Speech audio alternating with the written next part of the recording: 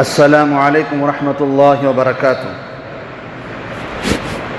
الحمد للہ رب العالمین والصلاة والسلام على رسوله محمد الصادق الامین وعلى آلہ واصحابہ واتباعہ اجمعین الى یوم الدین، اما بعد فقد قال اللہ تبارک وتعالی فی القرآن المجید والفرقان الحمید: اعوذ باللہ من الشیطان الرجیم، بسم اللہ الرحمن الرحیم۔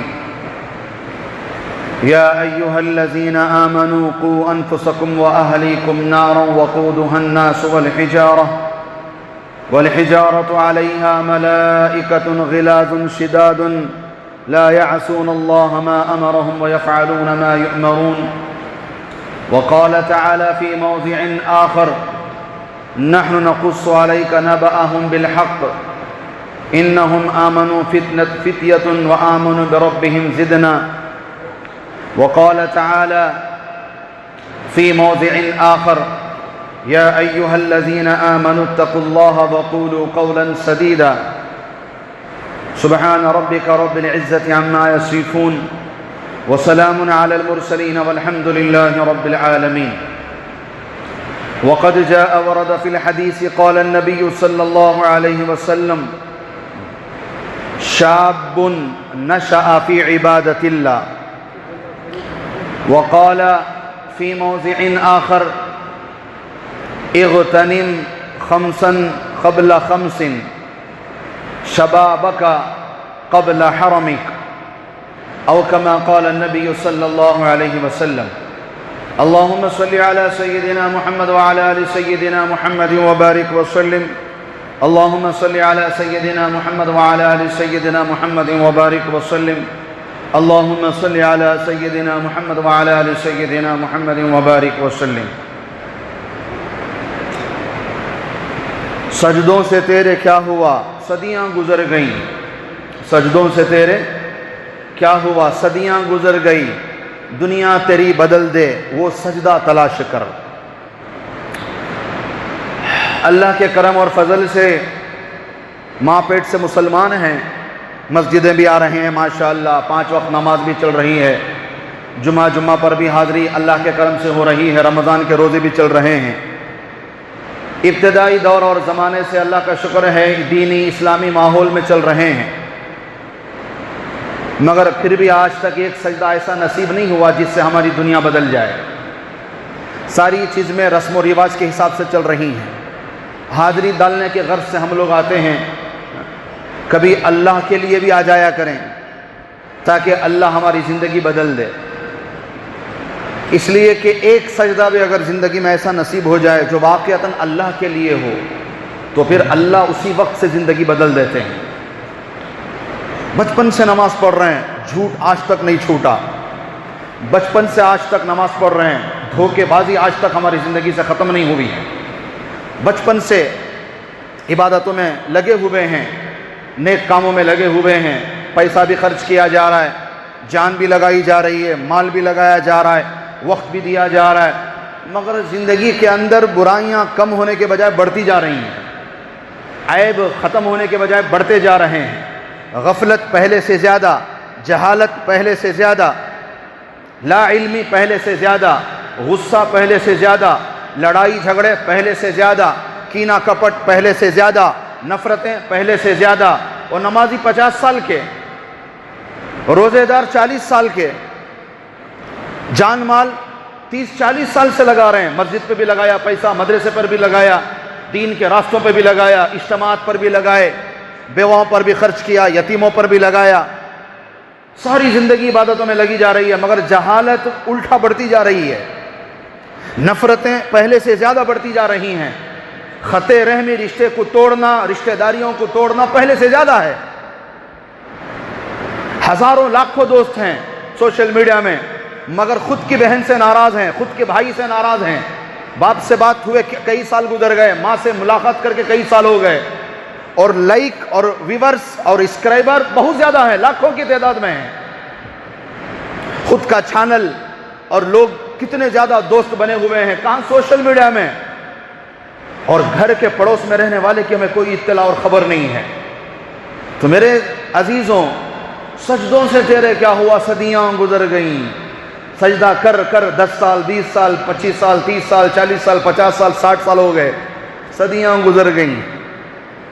دنیا تیری بدل دے، وہ سجدہ تلاش کر. وہ سجدہ کہاں ہے؟ وہ سجدہ کہاں ہے؟ وہ سبحان اللہ کہاں ہے؟ وہ نماز کہاں ہے؟ وہ روزہ کہاں ہے؟ وہ صدقہ خیرات کہاں ہے جس سے ہماری دنیا بدل جائے، ہماری زندگی بدل جائے؟ کتنی سارے عنوانات ہیں حالات حاضرہ میں. 2 دن پہلے اخبار میں آیا تھا، کرناٹک کی رپورٹ ہے، 7,000 طلبہ اور طالبات، پڑھنے والی بچیاں اور پڑھنے والے بچے، کتنے؟ 7,000. کرناٹک کی، انڈیا کی نہیں، پوری دنیا کی نہیں، کرناٹک کی، ہماری ریاست کی رپورٹ ہے. 7,000 پڑھنے والے بچے اور بچیاں، طلبہ اور طالبات، اسٹوڈنٹ HIV جیسی مہلک بیماری میں متاثر ہو چکے ہیں. ہمارے بچے بچیاں ایسی خطرناک بیماری میں ملوث ہو گئے ہیں. کیا امید کر سکتے ہیں آنے والی نسل سے؟ کو ایجوکیشن کے بارے میں ایک زمانے سے علماء بیانات دے رہے ہیں، مقالات لکھے گئے، نصیحتیں ہوئی، پروگرام ہوئے کہ کو ایجوکیشن کتنا خطرناک ہے. لوگوں کو سمجھ میں نہیں آ رہا تھا کہ بھی یہ علماء تو پرانے زمانے کے لوگ ہیں، پرانی سوچ کے لوگ ہیں، یہ آج بھی تعلیم کے خلاف ہیں. تعلیم کے خلاف نہ اسلام ہے نہ علماء ہیں، بلکہ جتنی تعلیم آپ مرد بچوں کو دینا سوچ رہے ہیں اتنی عورتوں کو بھی دیں، بچیوں کو بھی دیں. مگر کو ایجوکیشن یہ خطرناک ہے. لڑکے لڑکیوں کو ایک ساتھ ایک کلاس میں ایک ٹیبل پہ بٹھا کے تعلیم دینا 6-6 8-8 گھنٹے، یہ خطرے کی بات ہے. یہ سمجھانے کی کوشش کر رہے ہیں. بھائی کو بچیوں کو جتنی تعلیم دینا چاہیں دیں آپ، الگ ادارہ، الگ اسکول، الگ کلاسز، کہ وہاں پر کوئی مرد نہ بھٹکے، وہاں پر کوئی لڑکا نہ جائے. ایسا نظام بنا کر دو اور پڑھاؤ جتنا پڑھانا چاہو بچیوں کو. مرد بچوں کے لیے الگ نظام، الگ اسکول، الگ کالج، الگ کلاسز. وہاں پر کوئی ایک عورت خاتون نہ پھٹکے، سارے کے سارے مرد احباب کا نظام چلے. پڑھاؤ جتنا پڑھانا چاہو. مسئلہ تو کوئی ایجوکیشن کا ہے، ایک ساتھ پڑھائی کا ہے، ایک ساتھ تعلیم کا ہے. جو کہتے تھے کہ بھی اس سے کچھ نہیں ہوتا، پڑھنے والے بچے، چھوٹی سوچ کے بچے، یہ کیا کر لیں گے، یہ کیا کر لیں گے. دیکھو 7,000 طلبہ ریاست کرناٹک کے اتنی بڑی مہلک بیماری میں متاثر ہیں. بیماری پھیلنے کے اور بھی کئی صورتیں ہیں، مگر شروعات تو یہی ہوتا ہے. نوجوان بچے بچیوں کی حفاظت کے بارے میں کیا نہیں اسلام نے سکھایا. 7 سال کا ہو جائے نماز سکھاؤ، 10 سال کا ہو کر نہ پڑھے ڈنڈا لو. کیوں کہ نماز سے اللہ سے تعلق جڑے گا، اللہ کا ڈر دل میں پیدا ہوگا. اب وہ تنہائی میں بھی رہے گا تو گناہ سے بچے گا، محفل میں بھی رہے گا تو گناہ سے بچے گا. بچے کو دینداری دو. کہاں دے رہے ہیں ہم لوگ؟ ہمارا بچہ 20 سال کا ہو گیا، کیا ایک دن زندگی میں ہم نے اسے بٹھا کر سمجھایا کہ دین کیا ہے؟ ہاں مدرسے کو بھیج رہے ہیں، مکتب کو بھیج رہے ہیں، مگر ہم نے کیا سکھایا؟ تربیت ہم نے کہاں دی؟ 16 سال کی بچی ہوتی ہے، 17 سال کا بچہ اٹھا کر نکاح کر دیتے ہیں کہ جی دونوں نے ایک دوسرے کو پسند کر لیا تھا، اس نے ہم نے نکاح کر لیا. نکاح بے شک بالغ ہونے کے بعد آپ کبھی بھی کر سکتے ہیں. ایک قانون شریعت کا ہے، ایک قانون ملک کا ہے، دونوں کو اپنانا ضروری ہے. جب شریعتاً بالغ ہو جائیں تو نکاح کر سکتے ہیں، مگر آپ نے تربیت کتنی کی شادی کرنے کے لیے مجھے بتاؤ. تربیت جس بچے بچی کی ہو جائے پھر وہ بالغ ہو جائیں تو آپ بے جھجک نکاح کر سکتے ہیں، مگر تربیت کہاں ہے؟ بغیر تربیت کے اپنے بچوں کو کم عمر میں شادی کر کے بٹھا رہے ہو. اتنا بھی نہیں پتا کہ زندگی کیا ہے کہ جی وہ ہم نے سیٹنگ کر لیا آدھار کارڈ کے اندر، کمپیوٹر میں دے کر ہم نے کچھ چینجز کروا لیے، اب نکاح کر سکتے ہیں. کیا اتنا کافی ہے نکاح کے لیے کہ آپ 18 سال کے بچے کو 20 سال کا بنا دیں اور 16 سال کی بچی کو آپ 21 سال کی بنا دیں؟ اتنا کافی ہے؟ ڈیجٹ ختم کر کے ڈیجٹ ڈال دیں گے، کافی ہو جائے گا، زندگی ہو جائے گی ان کی. 16 سال کی بچی کی عمر آپ نے 21 بنا دی، زندگی ہو جائے گی. 17 سال کے بچے کی عمر آپ نے 20-22 سال بنا دی، زندگی کر لے گا وہ. آپ ایک مٹا کر ڈیجٹ دوسرا ڈال دیں گے، زندگی ہو جائے گی، اتنا آسان ہے۔ تربیت کہاں ہے؟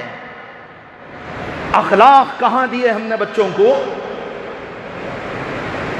کوئی چیز ہم نے نہیں سکھائی، بس ہم نے ان کا نکاح کرنا سیکھا ہے کہ جی پسند کر لیا بس فوراً قرض، چاہے جتنا بھی قرض چاہے اٹھا لو، سنگے میں قرض اٹھا لو، حرام میں قرض اٹھا لو، لون میں قرض اٹھا لو، چاہے تو زیور بیچ دو، چاہے تو پہلے بچے کی شادی ہو جائے، بس بات ختم۔ یوں نسلیں پلتی ہیں، یوں آنے والی نسلیں سنورتی ہیں۔ تربیت ضروری ہے۔ اگر بچہ چھوٹی بھی عمر کا ہو، تربیت یافتہ ہو، تو پھر آپ بالغ ہونے کے بعد شادی کر سکتے ہیں۔ اگر تربیت نہیں ہے، عمر زیادہ بھی ہو جائے تو بھی اس کا نکاح کرنا خطرے سے خالی نہیں، اس لیے کہ زندگی تربیت سے چلتی ہے، زندگی اخلاق سے چلتی ہے، زندگی ایک دوسرے کے حقوق سمجھ کر ادا کرنے سے چلتی ہے۔ عمر کے زیادہ ہونے سے زندگی نہیں چلتی۔ ایک زمانہ تھا ماں باپ نے ایسی تربیت ماں باپ کی تربیت کا ایسا اثر ہوتا تھا، لا کر مائیں اپنے بچوں کو حضرت مدرسے کے حوالہ کر دیتے تھے اور کہتے تھے جب تک بچہ پوری طرح سے پڑھ کر فارغ نہ ہو جائے واپس گھر نہ بھیجنا، حضرت یہ بچہ آخرت کے لیے، اللہ کے لیے، رسول کے لیے میں ہبہ کرتی ہوں۔ امام احمد بن حنبل رحمۃ اللہ علیہ بچپن میں والد صاحب کا انتقال ہو گیا، یتیم ہو گئے، ماں بیوہ ہے، بچے کی تربیت ضروری ہے۔ کیا کرنا ہے؟ پورے پردے کے ساتھ روزانہ امام احمد بن حنبل رحمۃ اللہ علیہ کی ماں امام احمد کو لے کر فجر کی نماز میں مسجد آ کر بچے کو نماز کے لیے چھوڑتی تھی کہ بچے کی تربیت ضروری ہے۔ بغیر تربیت کے اولاد تم پورے معاشرے کے لیے تو نقصان ہے ہی، خود تمہارے ماں باپ کے لیے نقصان ہے۔ حضرت علی میاں ندوی رحمۃ اللہ علیہ فرماتے تھے اولاد بڑی ہو جائے جہالت کے ساتھ، اس سے اچھا ہے بچپن میں مر جائے۔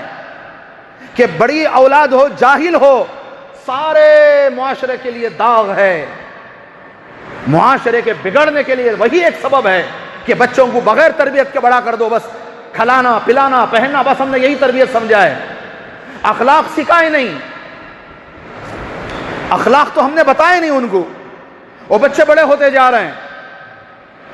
کتنی جگہ قرآن نے ذکر کیا، پہلا سورہ فاتحہ کے بعد دوسری سورت سورہ بقرہ پہلا پارہ، اس کے اندر اللہ نے فرمایا وَإِذْ قَالَ مُوسَىٰ، جب حضرت موسیٰ علیہ السلام کے پاس آ کر ان کی قوم نے کہا کہ اچانک ایک نامعلوم شخص نے ایک مشہور بندے کا قتل کر دیا اور اس کی لاش لا کر دونوں قبیلوں کے درمیان میں ڈال دیا ہے، پتہ نہیں چل رہا ہے کہ قاتل کون ہے۔ تو حضرت موسیٰ علیہ السلام نے اللہ سے بات کی تو اللہ نے فرمایا ایک گائے ذبح کرو، اس کا ایک ٹکڑا نکال کر مرے ہوئے انسان کو لگاؤ، وہ خود ایک سیکنڈ کے لیے زندہ ہو کر بتائے گا کہ اسے کس نے قتل کیا۔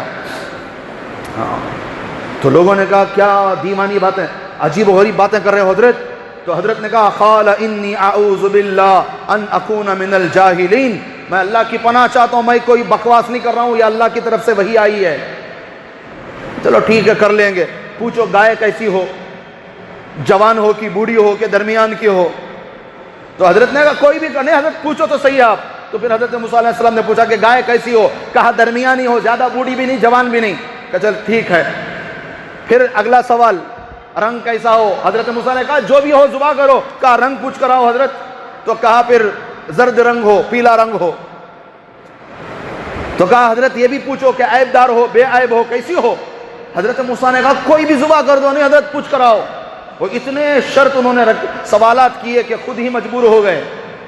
ایسی گائے جو جوان بھی نہ ہو، بوڑھی بھی نہ ہو اور بے عیب ہو، زرد رنگ کی ہو، ملنا مشکل ہو گیا، مگر ایک نوجوان بچے کے پاس وہ گائے تھی اور مہنگی خریدنا پڑا ان لوگوں کو، اپنے سوالات بے تکے سوالات کی وجہ سے اس گائے کو مہنگی خریدنا پڑا، مگر ایک اللہ کا نظام بھی چل رہا تھا۔ اس نوجوان کے پاس ساری کائنات کل وہ ایک ہی گائے تھی اور اس سے زیادہ قیمت دے کر انہوں نے خریدا، اور اس نوجوان کی پوری زندگی کے حالات سدھر گئے۔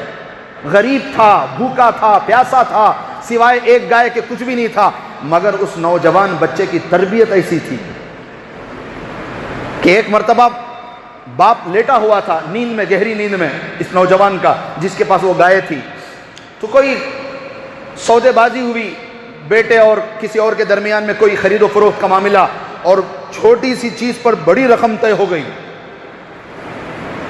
تو اس نوجوان نے کہا تھوڑی دیر رک جاؤ، میرے والد آرام کر رہے ہیں، وہ اٹھ جائیں پھر میں چابی لوں گا اور میں آپ کو قیمت ادا کر دوں گا۔ تو اس باہر والے نے کہا کہ میں انتظار نہیں کر سکتا، آپ فوراً میری رقم ادا کرو اور یہ چیز لو، میں یہاں سے چلوں۔ تو اس نوجوان نے کہا نہیں، میں سودا چھوڑ دوں گا مگر میرے والد جو آرام کر رہے ہیں ان کی نیند میں خلل نہیں پیدا کروں گا۔ آج بوڑھے ماں باپ بیمار بھی ہونا، کمرے میں اگر کسی مجبوری کی وجہ سے وہیں پر گلوکس بھی چڑھایا جا رہا ہو ایک کمرے میں، دوسرے کمرے کے اندر بچے ٹی وی کی آواز سلو نہیں کرتے۔ اور تربیت یہاں کیسی ہے کہ اب اس نے بہترین سودا چھوڑ دیا صرف اس لیے کہ اس نے انتظار نہیں کیا اور اس نے اپنے باپ کو نیند سے جگانا پسند نہیں کیا۔ تربیتیں یوں ہوتی ہیں بچوں کی، اور یہ تربیت اسکول والوں کی ذمہ داری نہیں ہے، مدرسے والوں کی ذمہ داری نہیں ہے، تمہارے امام صاحب کی مودن صاحب کی ذمہ داری نہیں ہے۔ بچے پیدا تمہیں کرو، سدھارنا تو امام صاحب، بچے پیدا آپ کرو، سدھاریں گے اسکول والے۔ اولاد آپ کی ہے، سدھارنے والے مکتب والے حضرت، ان کے پاس 1 گھنٹہ بچہ رہے گا بھائی، آپ کے ساتھ 23 گھنٹے بچہ رہتا ہے، آپ نے کیا سکھایا بچے کو؟ یہ بڑی آسان سی صورت ہے، اسکول والے ڈھنگ سے بچوں کو نہیں پڑھا رہی، مدرسے والے ڈھنگ سے تربیت نہیں کرے۔ تربیت کی ذمہ داری ان کی نہیں ہے، تربیت کی ذمہ داری ماں باپ کی ہے کہ آپ نے کیا تربیت کی، صحیح غلط آپ نے کسی دن بٹھا کر سمجھایا؟ آپ نے 20 25 سال کا نوجوان، ایک دن بھی باپ نے وقت نکال کر اپنے بچے کو نہیں سمجھایا یہ صحیح ہے، یہ غلط ہے، یہ حلال ہے، یہ حرام ہے، اور الزام لگاتے ہیں مدارس پر، اسکولوں پر، مکاتب پر۔ اولاد آپ کی ہے، تربیت آپ کے ذمہ ہے۔ 6 سال کے امام بخاری، 6 سال کے بچے ہیں، آنکھوں کی بینائی چلی گئی، ماں روتے روتے رات بھر اللہ کے سامنے آنسو خشک ہو گئے ماں کے کہ یا اللہ، میرے بیٹے کو میں نے حدیثوں کا حافظ بنانے کا سوچا تھا اور آپ نے میرے بچوں کی آنکھیں لے لی۔ اگر میرے بچوں کو آنکھ نہیں ہے، نظر نہ آئے تو میرا بچہ حافظ کیسے بنے گا؟ کس کا؟ حدیثوں کا۔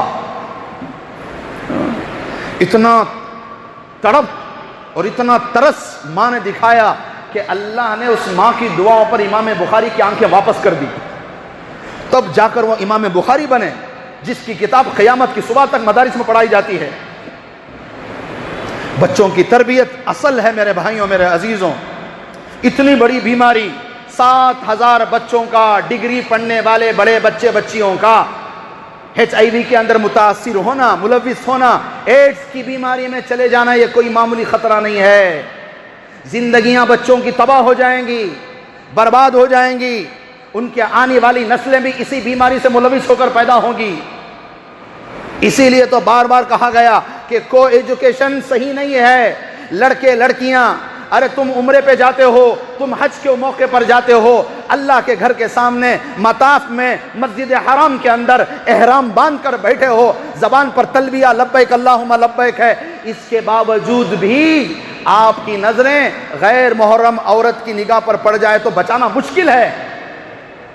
عمرے کے سفر میں بچانا مشکل ہے، اللہ کے گھر کے سامنے بچانا مشکل ہے، احرام کی حالت میں نظر بچانا مشکل ہے، حجر اسود کے سامنے نظر بچانا مشکل ہے، حتیم کے سامنے نظر بچانا مشکل ہے، مسجد الحرام کے اندر نظر بچانا مشکل ہے، اور آپ یہ امید رکھتے ہو کہ آپ کا بیٹا، آپ کی بیٹی 6 8 گھنٹے کالج کے اندر ایک کلاس کے اندر بیٹھ کر ایک دوسرے سے نظر بچا لے؟ کہاں سے ممکن ہے؟ وہاں 30 سال کا بوڑھا، 40 سال کا بوڑھا، 50 سال کا بوڑھا عمرے میں، حج میں اپنی نظر نہیں بچا پا رہا ہے تھوڑی دیر کے لیے، اور یہ امید کر رہے ہو کہ ہمارے نوجوان بچے کالج کے اندر اسکول میں بیٹھ کر کلاس میں اپنی نظریں بچا لیں؟ کہاں سے بچا لیں گے؟ حرم میں مرد عورتیں ایک ساتھ طواف کر سکتی ہیں، مگر نماز کے وقت میں اگر باجو باجو کھڑے ہو گئے تو دونوں کی نماز نہیں ہوگی۔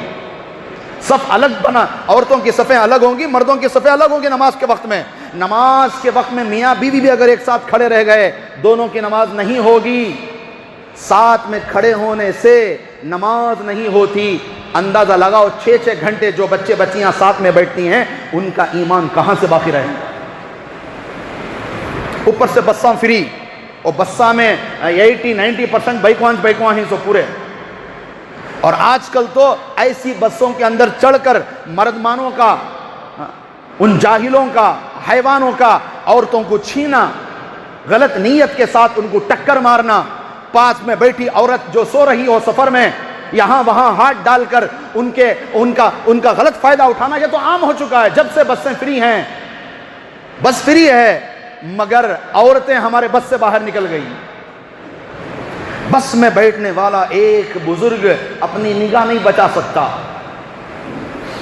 اور چاہتے ہو کہ تمہارے بچے تمہارے بس میں آ جائیں، تمہارے قبضے میں، تمہارے قابو میں آ جائیں.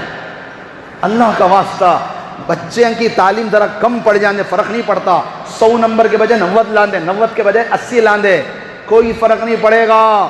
ایمان کا بچنا ضروری ہے. بھئی فلاں لڑکیوں کے کالج میں لڑکیوں کو جماؤ، حضرت پڑھی اچھی نہیں، نکو رندے، تھوڑی بہت آ جانے پورے کوئی، مگر وہاں جماؤ. ایمان بچانا ضروری ہے. پڑھائی کے نام کے اوپر، پڑھائی کے چکر میں دونوں کو ایک ساتھ جوڑ دیا آپ نے، اور آپ دیکھ رہے ہیں 7,000 طلبہ ایڈز کی بیماری میں مبتلا ہیں. اب ان کے آنے والی نسلوں کا کیا ہوگا؟ ان کے آنے والی زندگیوں کا کیا ہوگا؟ ایسی مہلک بیماری 1980 میں سب سے پہلے فرانس کے اندر یہ بیماری شروع ہوئی. 3 سال کے بعد 1986 میں انڈیا کے اندر مدراس میں چنئی میں بیماری آ گئی ہے. اور آج سے 5-10 سال پہلے کی رپورٹ، یا 2007 کی رپورٹ بتاؤ میں آپ کو، یا 1997 کی رپورٹ بتا رہا ہوں میں آپ کو، کہ اسی وقت 30 پر 3 کروڑ لوگ پوری دنیا کے اندر اس بیماری میں مبتلا تھے.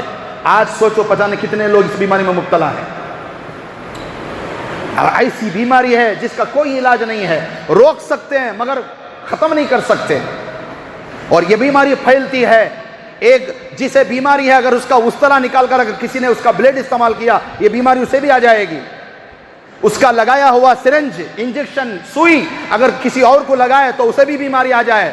میاں بیوی کے اندر، شوہر میں ہے تو بیوی میں آ جائے، بیوی میں ہے تو شوہر میں آ جائے. اگر کسی بیماری والے کا خون نکال کر کسی مریض کو ڈالا جائے، اس کے اندر بیماری آ جائے. ماں میں بیماری ہے تو ہونے والے بچے میں بیماری آ جاتی ہے. یہ بیماری بڑھتی زیادہ ہے، پھیلتی زیادہ ہے. تو میرے عزیزوں، میرے بھائیوں، بے حیائی، زنا، اس کے یہ جو آج کل چل رہا ہے نا ماحول، ٹک ٹاک کے اندر لڑکی کو ناچتے ہوئے دیکھنا بڑا سب کو اچھا لگتا ہے، مگر جب بیٹے کے لیے رشتے کی بات آتی ہے نا، کوئی نہیں چاہتا کہ ناچنے والی اس کے گھر کی بہو بنے. کوئی چاہتا ہے کہ میرے بیٹے کے واسطے ایسی لڑکی دیکھو جو ٹک ٹاک میں سب سے زیادہ ویورز ہے نا، اسے پکڑ لگا تم کو.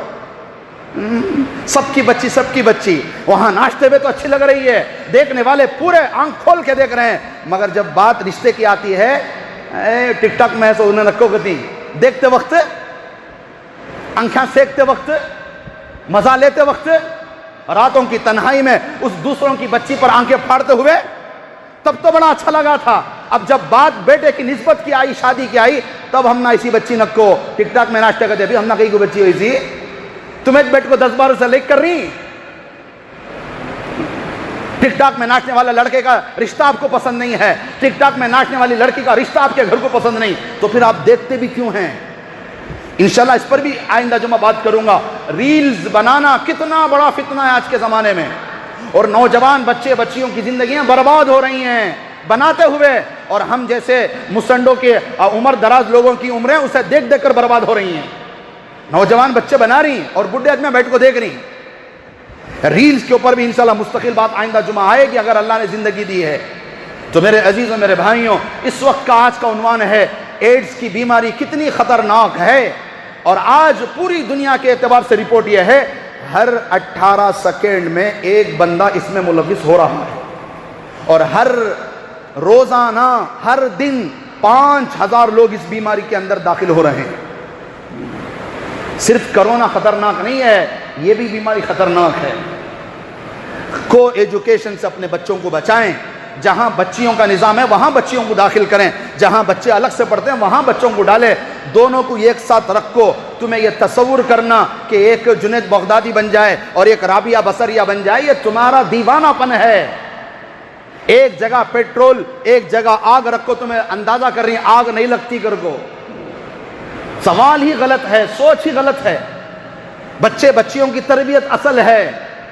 نہ وہ بچہ نمازی ہے، نہ وہ بچہ دیندار ہے، نہ اس بچے کو کبھی اخلاق سکھائے گئے، نہ وہ بچی نے کبھی دین کا ماحول دیکھا. اب یہ دونوں اگر ایک ساتھ رہیں گے دن بھر تو پھر کیا بنے گا؟ کیا ہوگا ان کا زندگیوں کا؟ اکثر جہاں کام کاج بھی کرتے ہیں نا، غیر مسلموں کے ساتھ ہماری مسلم بچیاں کیوں جا رہی ہیں؟ کیونکہ پورا دن 8 گھنٹے ڈیوٹی میں لگا رہی ہیں، اور ساتھ غیر مسلموں کے اٹھنا بیٹھنا ہے. زیادہ وقت جب کسی مرد کے ساتھ عورت کا گزرتا ہے تو یقیناً اس کے ساتھ رشتہ ہونا طے ہے. اور ہماری بیکو بچیاں مجبوری کی وجہ سے، غربت کی وجہ سے، کوئی پوچھنے والا نہیں، کوئی ان کی غربت کو دور کرنے والا نہیں، اب وہ جا کر مجبوراً کام کرتی ہیں، 8 گھنٹے غیروں کے ساتھ رہتی ہیں، تو ان سے محبت کر کے شادی کرنا کوئی ناممکن چیز تو نہیں ہے. تو میرے عزیزوں، میرے بھائیوں، بچوں پہ نظر رکھو، تربیت بہت ضروری. کھلانا پلانا تو جانور بھی اپنے بچوں کو کھلاتا پلاتا ہے، تربیت اصل ہے، بچوں کی تربیت اصل ہے. لے کر بیٹھو، باتیں کرو، مذاکرہ دین کا کرو، ان کے سامنے حیا کیا بتاؤ. کیسے سورہ کہف پوری کی پوری سورت ان نوجوانوں کے نام پہ مشہور ہے جن نوجوانوں نے اپنی جوانی میں اللہ کی تلاش کے لیے نکل گئے تھے. اور حدیث مبارکہ میں نبی نے فرمایا وَشَابٌ نَشَأَ فِي عِبَادَةِ اللَّهِ، 7 بندے قیامت کے دن اللہ کے عرش کے سائے میں ہوں گے، اس میں سے ایک وہ نوجوان بھی ہے جو اللہ کے لیے سجدہ کرتا ہے. اور ایک حدیث میں نبی نے فرمایا اغتنم خمسا قبل خمس، اغتنم خمسا قبل خمس، 5 چیزوں سے پہلے غنیمت جانو. اس میں سے ایک چیز کیا ہے؟ شبابک قبل حرمک، جوانی کو غنیمت جانو بڑھاپے سے پہلے. جوانی کا ایک سجدہ 70 کے برابر ہے. اگر ہمارا یہ نوجوان بچوں کی تربیت صحیح نہ ہوئی، ایسی مہلک بیماریاں اگر پھیلنا شروع ہو گئیں تو پھر آنے والی نسل کی حفاظت کیسے ہوگی؟ ابھی حکومت سے آرڈر دیا گیا ہے کہ ہر ڈگری کالج کے اندر جا کر سارے بچیوں کی ٹیسٹنگ ہوگی. ابھی ہر کالج کے اندر، ہر ڈگری اسکول کے اندر جائیں گے اور یہ سارے حکومت سے کارندے آئیں گے اور سب کا ٹیسٹ ہوگا. سارے بچوں کو چیک اپ کرانا پڑے گا، کون ملوث ہے کون ملوث نہیں، اس کا کوئی اندازہ نہیں ہے، ورنہ پھر بیماری اور پھیلتے چلی جائے گی. تو میرے عزیزوں، میرے بھائیوں، خاص کر ہمارے نوجوان بچیوں پر نظر رکھیں اور پوری حفاظت کے ساتھ تعلیم دیں. اگر حفاظت نہیں ہو سکتی تو گھر میں بٹھائیں. تعلیم ضروری نہیں، ایمان ضروری ہے. شاید یہ بات پڑھے لکھوں کو اچھی نہ لگے، کیا حضرت تم ایسا بول رہے نہ پڑھی نہ پکڑ کو؟ ارے پڑھ لے کو بھی کیا کرنا، پکوڑے تلنا سو تمہیں. کتنے بچے پڑھ کو فارغ ہو گئے اچھے نمبرات سے، کون سی ڈیوٹی مل گئی تم نا؟ جس ملک میں ہمیں رہ رہی، نہ ہم نے ووٹ ڈالنا آیا، نہ ہمیں کسی کو صحیح آدمی کو جتانا آیا. وزیر تعلیم تو اتر گا ہمارے جو ہے نوجوان بچوں کی ہڑتال اور احتجاج پر، مگر بیٹھا تو اس سے بھی خطرناک ہے انہیں. ایک سے ایک خطرناک، کسے اتارتی کسے بٹھاتی تمہیں؟ آنے والا تو جانے والے سے زیادہ خطرناک ہے.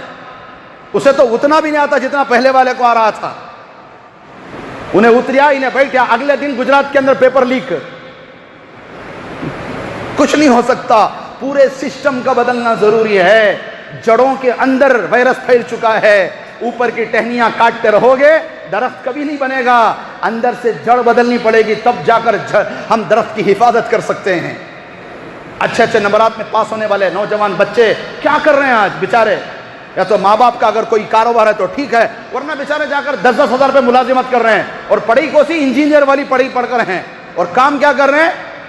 مالس میں صبح سے شام تک کی ڈیوٹی کر رہے ہیں. اس تعلیم کے لیے اپنے بچوں کا ایمان داؤ پہ لگاؤ گے؟ اپنے بچوں کا ایمان داؤ پہ لگاؤ گے؟ اللہ سے توبہ کرو، اپنے بچوں کی جوانی کی حفاظت کرو. یہ میری ذمہ داری کہ میرے بچوں کی میں حفاظت کروں. معاشرے پہ انگلی نہ اٹھاؤ، میرے بچے میری ذمہ داری ہیں. ماحول بہت خطرناک ہو چکا ہے، محلوں کا، اداروں کا، یونیورسٹیوں کا، کالجوں کا، ڈگری کے پاس کا ٹیوشن کے نام پر کیا کیا ہو رہا معلوم ہم نا. بچہ بچی گھر سے نکل رہے ہیں ٹیوشن، مگر ٹیوشن کو 2 جنے بھی جاتے نہیں، کہاں کی چاروں طرف پھر لگاتی. ان کے دوستوں کو معلوم ماں باپ سے کیسے ہینڈل کرنا، کر کو پورا ہینڈل کر لیتی ان کے دوستاں، اور پورا ماحول مل رہا ہے ان کو بے حیائی کا، بد کرداری کا. انہیں کچھ نہیں پتا زندگی کیا ہے. اس لیے میرے عزیزوں، میرے بھائیوں، عاجزانہ درخواست ہے، میری اور تمہاری زندگی کا سب سے بڑا ٹارگیٹ بچوں کی تربیت.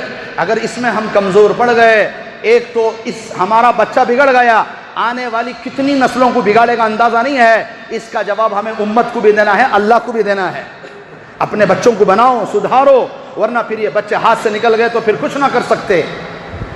اس کے علاوہ میرے عزیزوں, ابھی مجھے اطلاع دی گئی, نیپال کے اندر مسلمانوں پر انتہائی دردناک ظلم کیا جا رہا ہے. وہاں کے مسجدوں کو توڑا جا رہا ہے, چن چن کر مسلمانوں کا خاتمہ کرنے کی پوری کوشش ہو رہی ہے. نیپال کے اندر ہر اس مقام پر جہاں مسلمان کم رہتے ہیں, یہاں یا پھر جن کی موجودہ حکومت کی جہاں جو ہے زیادہ میجارٹی کے ساتھ جو حکومت چل رہی ہے, سب جگہ مسلمانوں پہ ظلم ہو رہا ہے. چاروں طرف مسلمانوں کو جو ہے ستانے کی, مارنے کی پوری کوشش. مسلمانوں کے گھروں کو پورا احتجاج ہوا جنتر منتر کے اندر, پورے جنے کامیاب ہو گئے ماشاءاللہ.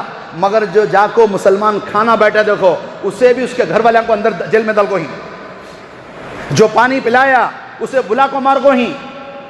جو مسلمان بچہ, جو مسلمان بھائی ٹوپی پہن کر اپنے اسلام کا سبق پھیلانے کے لیے ان بھوکوں کو بچوں کو کھانا کھلایا, ان پیاسے بچوں کو پانی پلایا, آج ان کی فیملی جیلوں کے اندر بند ہے. پھر بھی ماشاءاللہ نوجوان بچوں نے کوشش کی, دوبارہ حکومت کو دھمکی دی کہ جن جن کو آپ نے اٹھایا ہے اس احتجاج کی بنیاد پر, اگر ان کو نہیں چھوڑا جائے گا تو ہم دوبارہ دھرنے پہ بیٹھیں گے. تو ایک آدم کو چھوڑ ڈالی, مگر دریا کو بھی چھوڑ کو نہیں, خاص کر مسلمانوں کو چھوڑ کو نہیں. کیا غلط کام کرے؟ کیا اس ملک میں بھوکے کو کھانا کھلانا جرم ہے؟ کیا ہمارے ملک میں پیاسے کو پانی پلانا جرم ہے؟ کیا ہمارے ملک میں کسی مددگار کو مدد دینا جرم ہے؟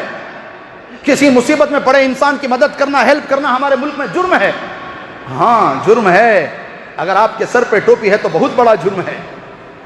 اگر آپ کلمہ پڑھنے والے ہیں آپ کا بہت بڑا جرم ہے. اگر آپ کا نام عبدل ہے تو پھر آپ کا بہت بڑا جرم ہے, اس لیے کہ آپ نے ان کو کھانا کھلایا, آپ نے ان کو پانی پلایا, آپ نے ان کا ساتھ دیا, پھر تو آپ کا جرم ہے. اس لیے کہ ایسے ملک میں ہم لوگ رہتے ہیں. وندے ماترم کی بل پاس ہوگی, جیسے جنا گنا منا پڑھتے وقت سب کو اٹھ کو کھڑ جانا اور اس جنا گنا منا کی ادب اور احترام میں جو ہے کھڑے رہنا, اس کی بے حرمتی نہیں کرنا. یہ جو قانون ہے, اگر کوئی جنا گنا منا کی قانون پڑھتے وقت بے حرمتی کرے یا اس کا ادب نہیں کرے تو 3 سال کی سزا اور اس پر جرمانہ لگتا ہے. اسی طرح اب وندے ماترم اس کی بل بنا کر باقاعدہ پاس کر دیا گیا ہے. ابھی آج بس صدر صاحب کے دستخط ہونے باقی ہیں, دستخط ہو جائیں گے تو وہ بھی قانون بن جائے گا. اب اس کے بعد اگر کہیں وندے ماترم پڑھا جائے گا تو آپ کو ہاتھ ایسے جوڑ کے کھڑا ہونا پڑے گا. اگر آپ نے اس کا ادب نہیں کیا 3 سال کی سزا ہو سکتی ہے اور جرمانہ لگ سکتا ہے. جنا گنا منا پر بھی اور وندے ماترم دونوں پر بھی آپ کو کھڑے ہونا پڑے گا, ادب کرنا پڑے گا, ورنہ آپ مجرم شمار کیے جائیں گے. کیا نہیں کرے تو بھی یہ سارے کام کریں گے یہ لوگ. پیپر لیک ہونے سے تو نہیں بچائے ملک کو, مگر وندے ماترم کی بل پاس کر لیے. شور شرابہ چلتا رہتا, ان کے بل نہ پاس ہوتے رہتی اندر وقت. ملک کی ترقی کے لیے آپ نے کیا کیا؟ بچوں کے لیے آپ نے کیا کیا؟ پیپر لیک ہونے کے بند ہونے کے لیے آپ نے کیا کیا؟ ہجوم مل کر مسلمانوں کو مارتے ہیں, اس کے لیے آپ نے کیا کیا؟ اس کے لیے کوئی قانون نہیں بنتا, نہ کوئی بل پاس ہوتی ہے. بس مسلمان کو مارو اور ان کا ووٹ چمکتے رہیں گے اور ان کی سیٹیں باقی رہتی.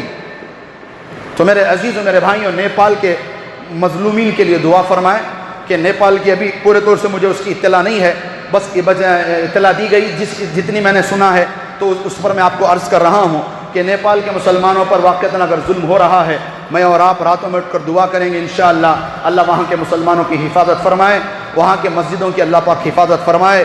اگر بے تحاشا ظلم ہو رہا ہے تو ہم تو بہرحال ایسے ملک میں رہتے ہیں جو ہم کچھ نہیں کر سکتے, کم سے کم ہاتھ اٹھا کر دعا کریں کہ اللہ تعالیٰ نیپال کے تمام مسلمان بھائیوں بہنوں کی اللہ حفاظت فرمائے, وہاں کے اداروں کی, مسجدوں کی, مدرسوں کی اللہ مکمل حفاظت فرمائے.